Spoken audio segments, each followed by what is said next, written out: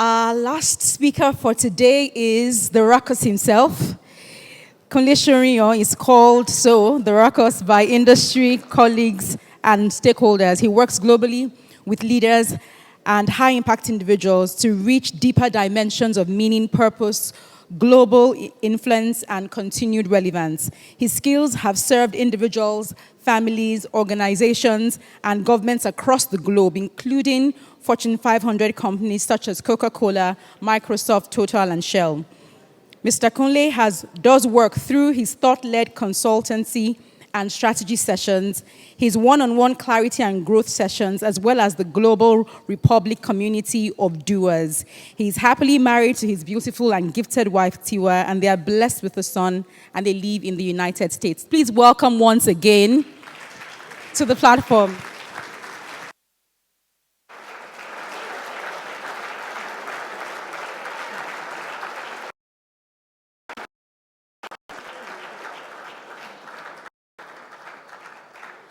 Okay. You may be seated. God bless you. It's been very interesting listening to all the speakers. Very instructive. I've been really blessed, empowered on many levels, directed, instructed. So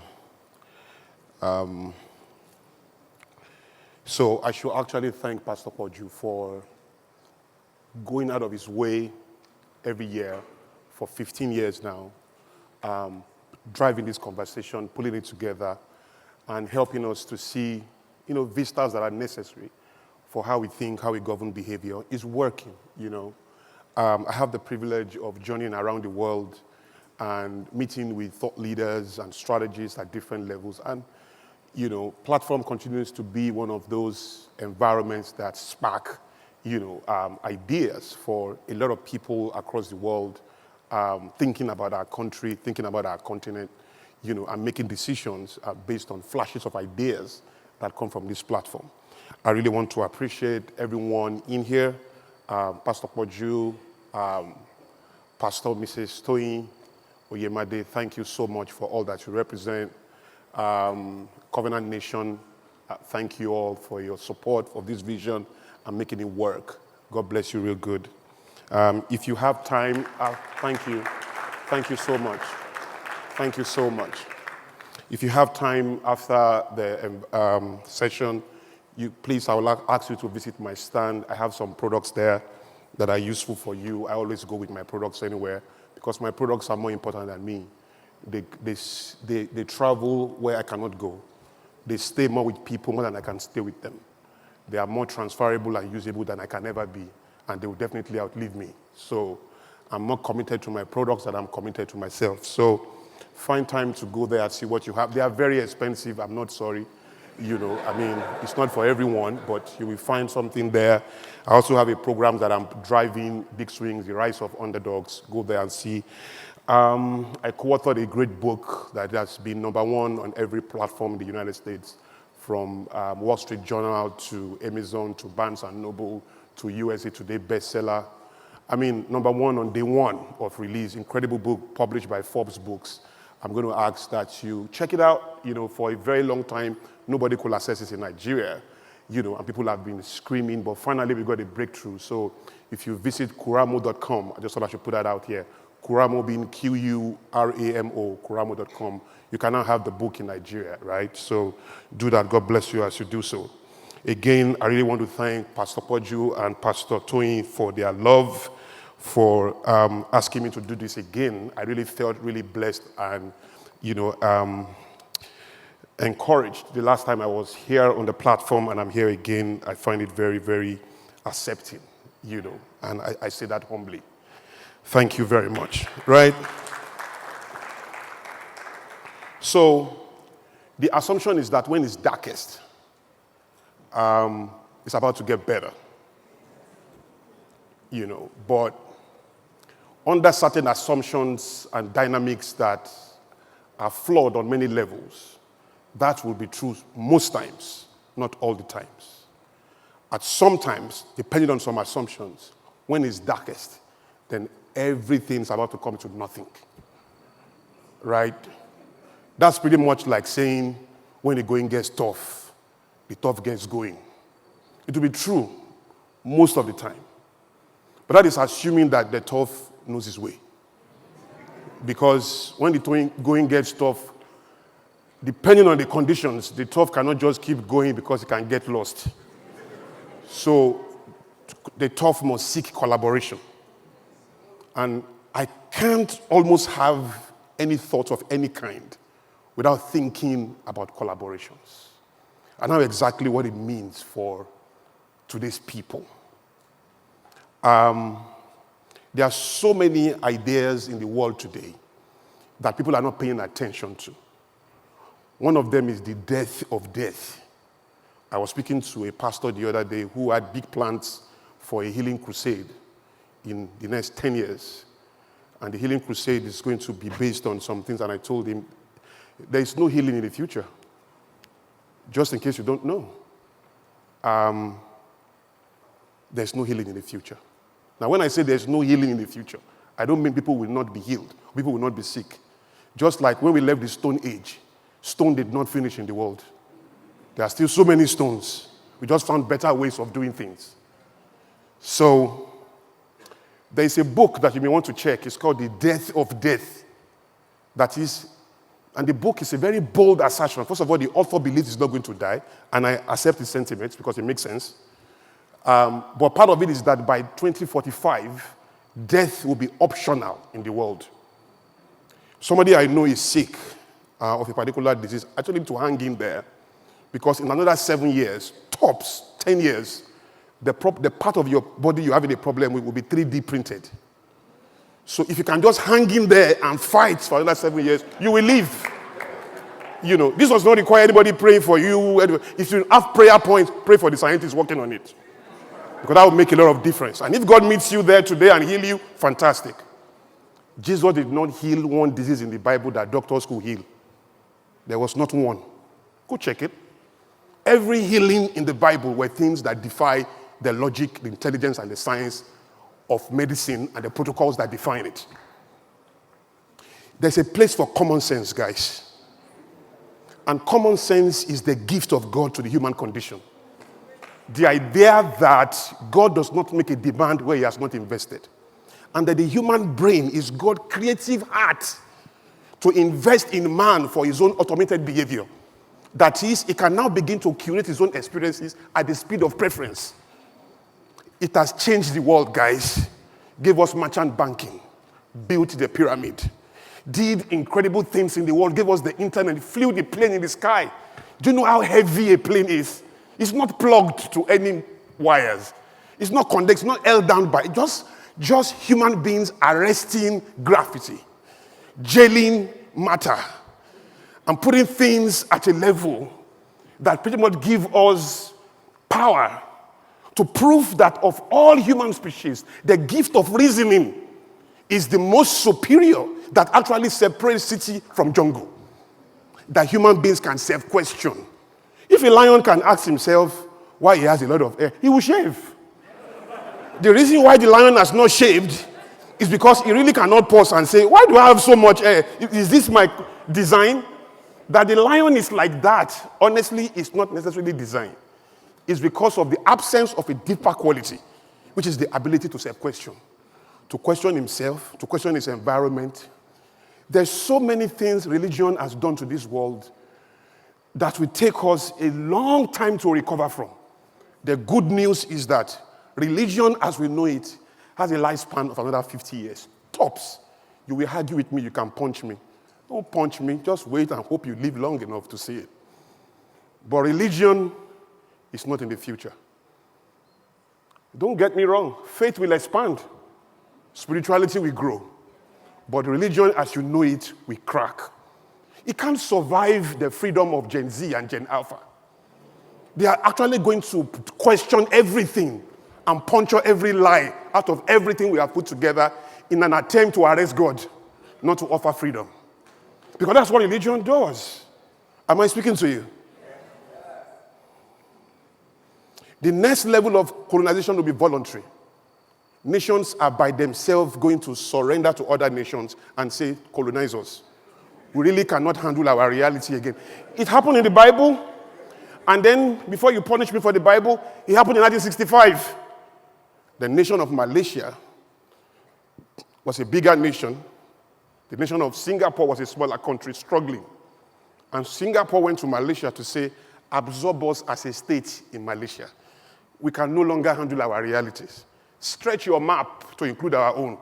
Maybe our prime minister will become a governor. And our governor will become a local government chairman or a mayor of some sort. But we can no longer define our realities. And the merger happened. I'm going somewhere.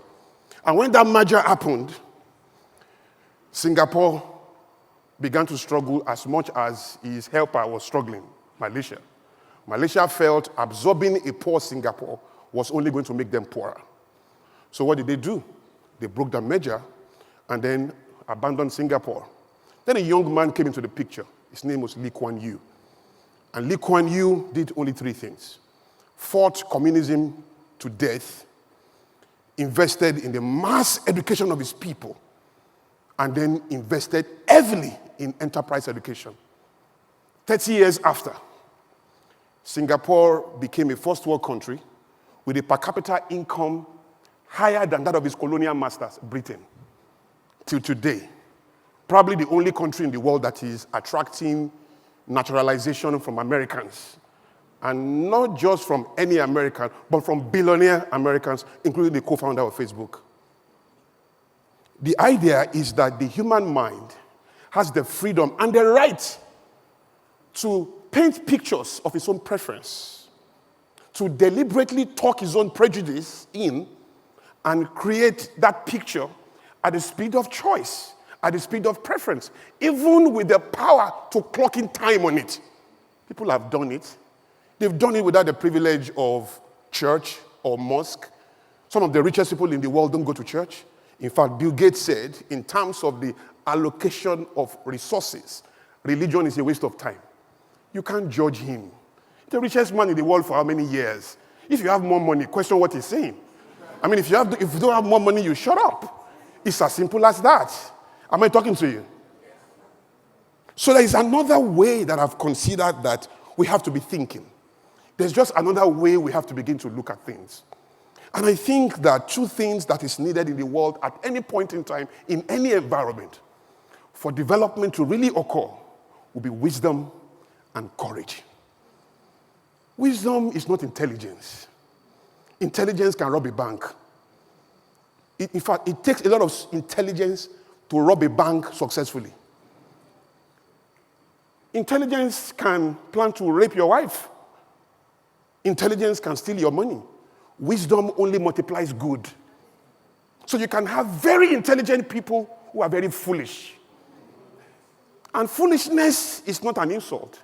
It's a state of existence. It means that there is a set of behavior and thinking that conforms to a definition. So you can't call a carpenter a surgeon. I will say this thing every time I have the privilege of a microphone. Because they are handsome fools. They are 6-foot-tall, broad-chested, empty minds. They are very pretty, wig-wearing drifters. There has to be another way we define people beyond container and recognize that before container, there's a stronger force called content. But content has no color.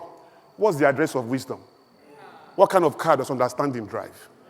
What kind of shoes does prudence wear?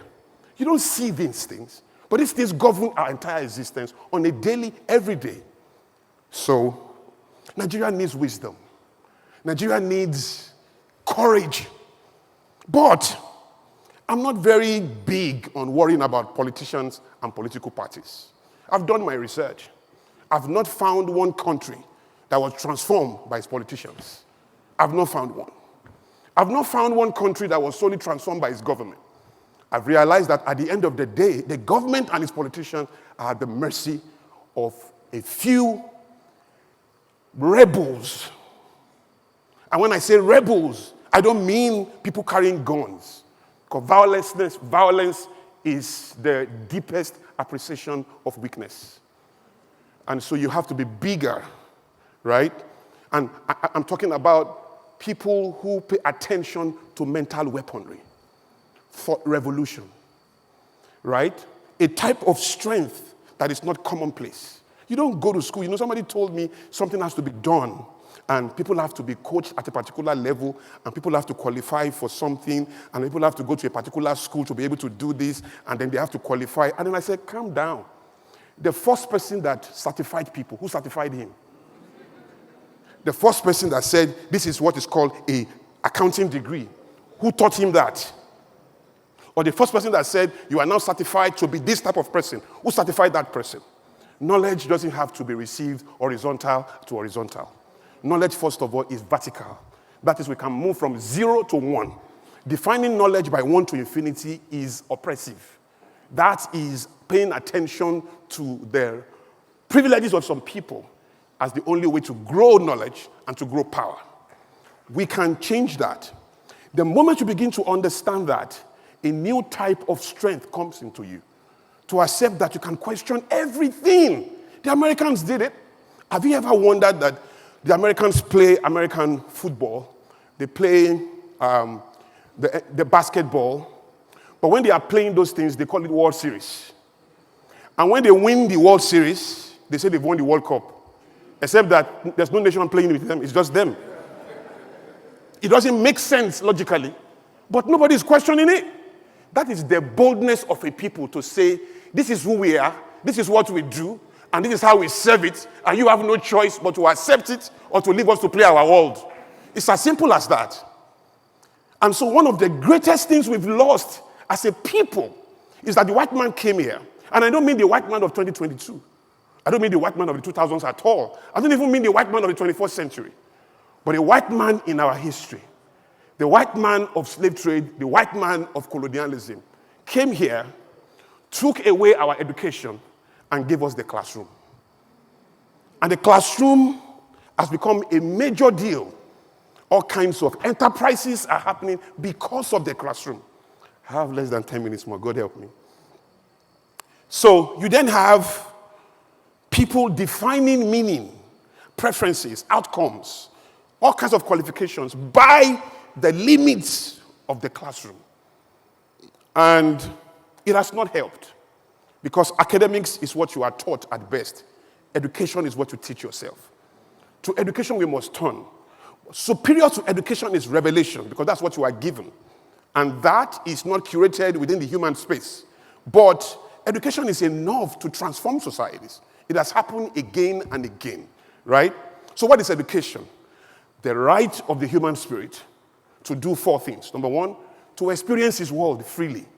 Number 2, to question it deep enough. Number 3, to find the options that exist in it. And number 4, to know which of those options to embrace as a matter of supreme importance and urgency.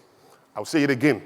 Education is the freedom, the right of the human spirit to experience his world, to question it deep enough to find the options that exist in it, and to know the ones to embrace as a matter of supreme urgency. By that definition, so many people in school with PhDs are not educated.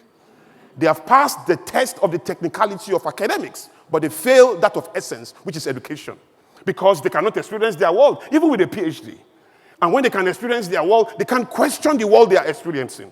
And when they can question that world, they cannot birth options through that. And when they can birth options, they don't know they want to choose as a matter of supreme importance and urgency, because confusion is not a psychological state. It's the inability or refusal of someone to take a decision in the face of options. So when you have options and you don't know the one to choose, then you are confused. It's not ignorance, right? So we need to prioritize education. We need to emphasize education above academics. And this education has to be informal, right? And there must be another way we have to begin to look at it, to teach our people to essentially understand how to birth options. Their courage is to legislate that. For example, to take a second look at lingua franca, this English I am speaking, very few of us in this country, when you aggregate the value, can do it as good as I'm doing it. And I'm not the best doer of these things. There are a vast majority of people who cannot do to any degree of what I'm doing right now. And those people are going to work with you or work for you at different levels, right? They are the ones that are going to listen to you, right? Listen to your politicians, and they are going to make the vote, not your vote. How many of us are educated on social media, really? Of all the Nigerians, how many of us are on social media? So the guys who are going to listen to the campaigns, to the politicians, they didn't have the privilege of your level of awareness. They are not ignorant, because ignorance is a privilege. For you to be ignorant is a cluelessness in spite of training. That's ignorance. There's nescience. That is a state of complete you are not even aware of what's going on. That is, you see, when you have been trained to shoot a gun as a police officer, and then you cannot shoot the gun, you are ignorant. Because you are clueless in spite of training. There's something deeper than that. That is what the people are dealing with. So, what is GDP in Igbo? What's per capita income in Yoruba? What's downsizing in Hausa? So when you come and say growth, what does that mean? Jobs, multiplier effect. What does that mean? What does it even mean in Pidgin? So the courage to actually sit down and say, must we learn this way? Africans by history don't learn in classroom. We learn two ways. Key, apprenticeship and observation. It has helped us to do so many things in our history that I don't have time to articulate. And shame on everybody who manages our education for their refusal to sit down and say, it is not a problem for we to lose a war that forces us into slavery. But that the day we find independence, we must have the courage to ask ourselves who we are and how do we start again from where we stopped. We don't have to bow to the reality of the assumptions of your colonial masters or your oppressors who define how you are going to think about your life. Everything is on the table. The Americans even changed the way they use their switches. The Americans changed everything. They made sure that their colonial master... Are you aware that the British government was also the colonial master of America?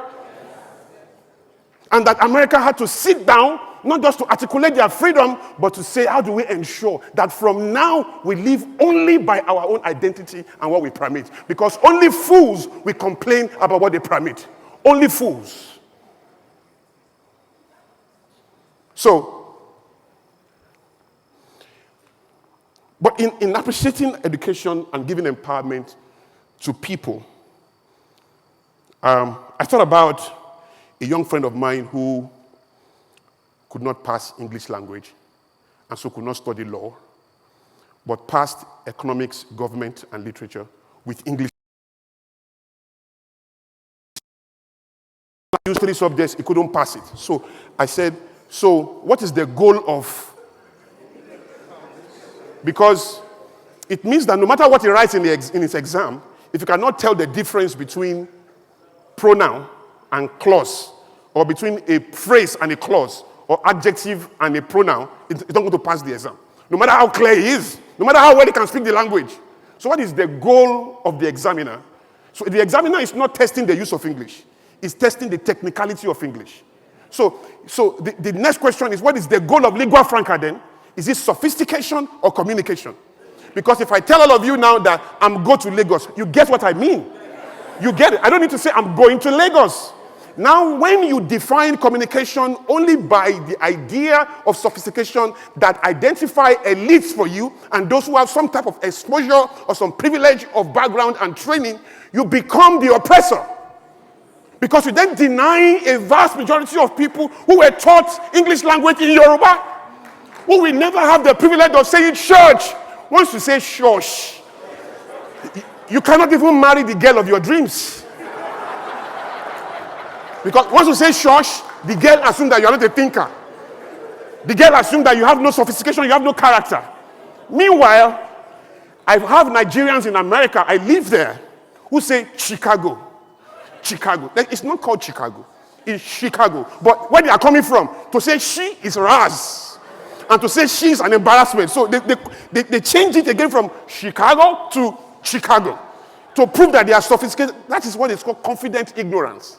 That is, you don't know anything, but you are not aware. So you are defeated by your history and use your context as determinant of your clarity universally wherever you find yourself. Pidgin language is not an embarrassment. It's a proof of a people's struggle with an original language. So there's Pidgin French. Pidgin, all the best soccer coaches in the world speak the worst English language. But they win all the championships. Westerhoff was Nigerian's coach. Tomorrow we win Yekini's core. That's how he talks. But we win and we score and we get the job done. You see? Because if I say, I'm love you, ma, and it doesn't change the quality of my thinking. It doesn't touch the size of my character. It doesn't in any way touch my ability to love or to pace you, or my emotional stability and fortitude to hold your destiny in my hands and to offer you direction and help. It doesn't touch anything like that. But you will judge me for all of that just because I have the defect of birth, if there's anything like that. That doesn't allow my tongue to go shh and go sha. So, and that's the problem right there. So we must turn.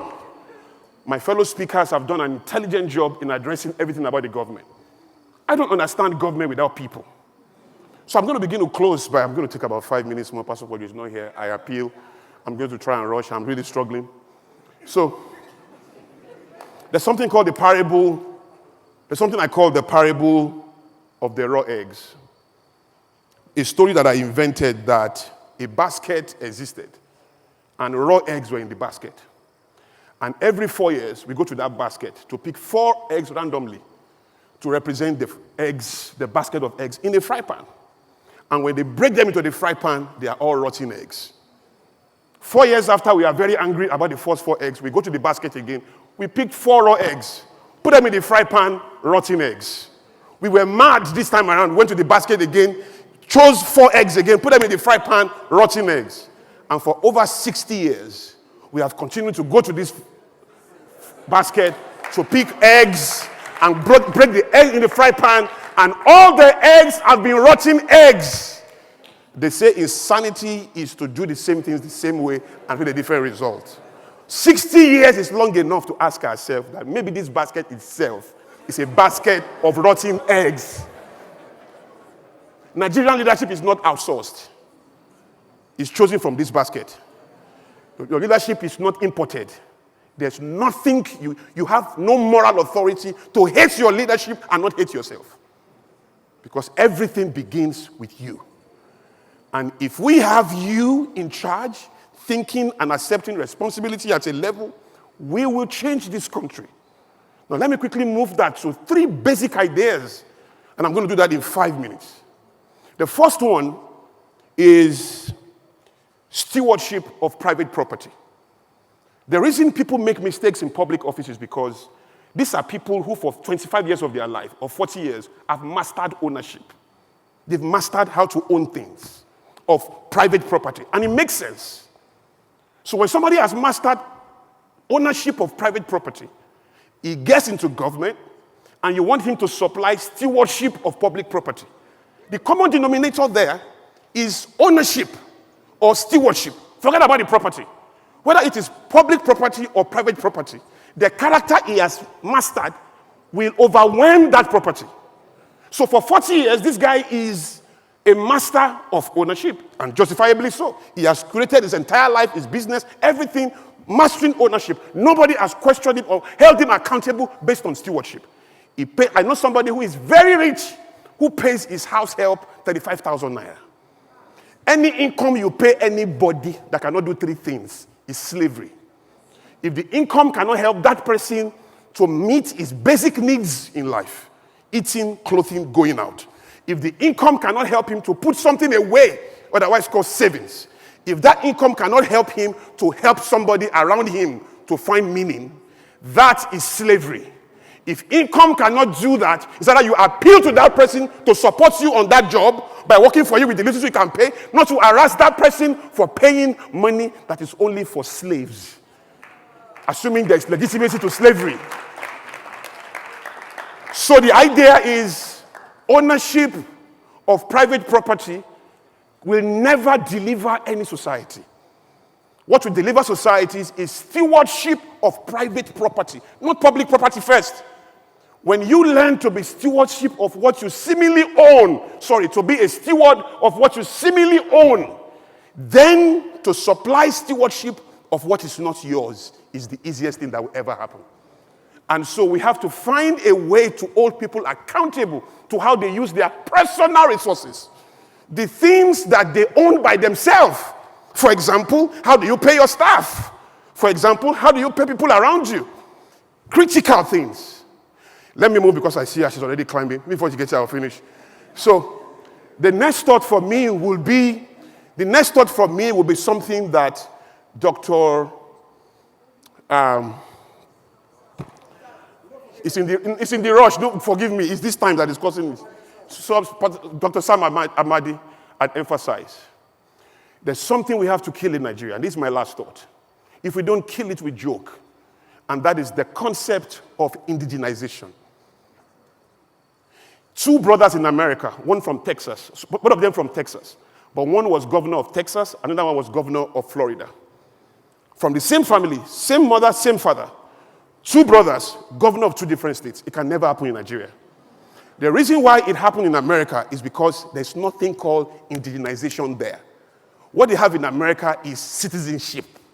Above any, it doesn't matter where you are born, if you meet the rules that define citizenship, then you can be governor. You see, the average Yoruba man like me, before I am a Yoruba man, I'm first of all from Remo. You'll be surprised how I will defend Remo affairs above any other thing. Then, when you can minister to me as a Remo person, then I can consider that I'm from Ogun State. Before I am from Ogun State, I'm first of all from Remo. That's the average person I'm talking about, not me. And then, before that person is a Yoruba person, is first of all from Ogun State. So how do you define that man who has sentiments and prejudices that transcend the limits of the identification you want him to live to or you want him to rise to? So before he's a Nigerian, he's first of all a Yoruba man. Before he's a Yoruba man, he's first of all an Igbo man. He's first of all an Ogun State man. Before he's from Ogun State, first of all from Remo. You see what I'm saying? The same thing applies in the East. The same thing applies in Lagos, anywhere. So the idea is, how do we legislate this? That is courage. Now, the courage to actually come out boldly and say that we are going to actually legislate indigenization out of our reality. It will take a tough thing. It will take a lot of persecution. But let me tell you something about persecution. Persecution strengthens resolve, builds regimentation, and grows community. Whether it's the gay movement, or it's Christianity, or it's Islam, anything you persecute will grow. So the innovators of thought and those who campaign must be bold enough to create ideas, really, that will endure persecution. And one more minute, I'm getting out of your face, one more minute. I've said it before at the last platform. We need three people in any society, three groups of people. Entrepreneurs above politicians, innovators above politicians, non-profits above politicians. And that is where I want to challenge all of you. Everybody in this room, you have a personal social responsibility. It's called PSR. Forget about CSR. There's a lot of bureaucracy that defines that. PSR is tied to your will, and integrity is an act of will. Start from there and say to yourself, before you complain about what the government is doing, what do you want to do? I believe there should be about 25 different non-profits agitating for the rights of the police force. I believe there should be about 25% agitating for the rights or the welfare of veterans in the military or the military itself. I believe there should be another rights of people fighting for the rights of children or for the sanity of families. There just have to be a way on many levels that we can identify all the problems in society and we can build non-profits that actually challenge all of these things. Now that takes personal freedom, but that takes more than freedom, personal sacrifice. The right to say I will not be bribed is critical, but the sacrifice to say I'm willing to die for that commitment is even deeper. And so that is where sacrifice begins from. As I close, I want you all to reflect into your own personal journey and begin to ask yourself only one question as you move towards 2023. Nigeria will change based on some existential factors. By 2030, whether we like it or not, and by 2050 by extension, three things will happen in Nigeria, whether we like it or not. I've told everyone that has come to meet me to fight for the rights of young people and to lead some campaigns that I'm not interested, because nature is doing a job. Because nature is doing that job, nobody should pursue things as you should position for things. What is happening is that whether we like it or not, there is the fading of voices and powers as you know it. It's ongoing. There is the rise of voices and powers, as you are yet to know, is ongoing. Nature is taking care of that. In 30 years' time, Nigeria will be new. It's whether we'll be ready or not. If you are 1 in 30 years, you'll be 31. If you are 20 in 30 years, you'll be 50. If you are 30, you'll be 60.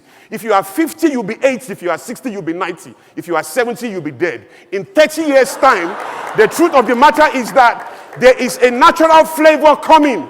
And whether we like it or not, everybody you hate in government is going in 30 years. And most of them will take a position of weakness in society. It will be your turn to take a stand.